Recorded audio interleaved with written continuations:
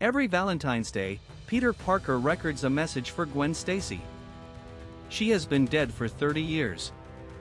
He does it anyway. This is Spider-Man, Blue.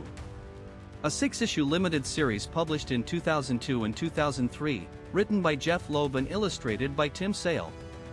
It is not an action story.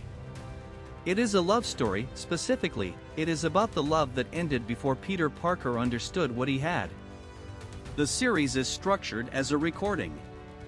Peter sits alone and speaks into a tape recorder, telling the story of how he fell in love with Gwen Stacy. He begins at a party. She was there, and he was awkward, and Harry Osborn was trying to impress her, and Flash Thompson was showing off, and Peter Parker stood in a corner feeling entirely out of place. He was a kid who had grown up too fast, who carried things no one else could see, surrounded by people who had never had to worry about what he worried about. Gwen Stacy was not like the other people at that party. She was smart. She was serious. She had a father she respected, Captain George Stacy, a decorated cop who genuinely cared about the city. She looked at Peter Parker and saw something that most people missed. She didn't know what it was yet. Neither did he. The series runs the two of them through a gauntlet of classic early villains: the Vulture, the Rhino, the Lizard, Mysterio, Kraven the Hunter, not because the fights matter to this story, but because Peter keeps having to leave.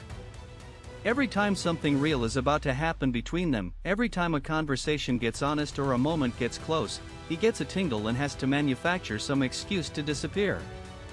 The series is partly a comedy about how difficult it is to fall in love when you are secretly responsible for an entire city. Mary Jane Watson is in the background. She is always in the background. Flirtatious, free-spirited, the kind of person who fills every room she walks into without trying. Peter notices her, he can't help it. But it is Gwen he chooses. The series is quietly honest about the fact that Peter was drawn to both of them, and that his love for Gwen was in some ways the more deliberate thing. He worked at it. He showed up even when it was hard. He chose her in the small moments, over and over. Tim Sale's artwork is doing something essential here. His version of 1960s New York is warm and golden, filtered through memory, the way places look when you are trying to hold on to them. Gwen Stacy glows in every panel. Peter Parker is drawn young and uncertain in a way that feels exactly right, the way you look when you're learning what love actually costs. The city itself is nostalgic, saturated, beautiful. It looks the way a city looks when you are in love for the first time. Loeb structures the flashback so that each issue is one piece of the romance, not a greatest hits but a real relationship, built slowly, interrupted constantly, developed through shared moments and misunderstandings and the particular vulnerability of two young people who are both carrying more than they can say. And then there is the last issue. Peter is still recording. He talks about the moment he knew. He talks about Gwen's laugh. He talks about every time he almost told her the truth about who he really was, and why he didn't, and whether that was love or cowardice or both. He talks about the things he should have said. He talks about what he lost. And then the issue ends with a reveal that reframes everything in retrospect. Mary Jane has been there the whole time. She has been listening to the entire recording. She knows, fully, in detail, how deeply Peter Parker loved Gwen Stacy. She knows that he has never stopped. She is here anyway. She doesn't ask him to get over it. She doesn't need him to pretend that what he had with Gwen was less than it was. The final panel. Peter says "I love you." The reader has to decide who he is talking to.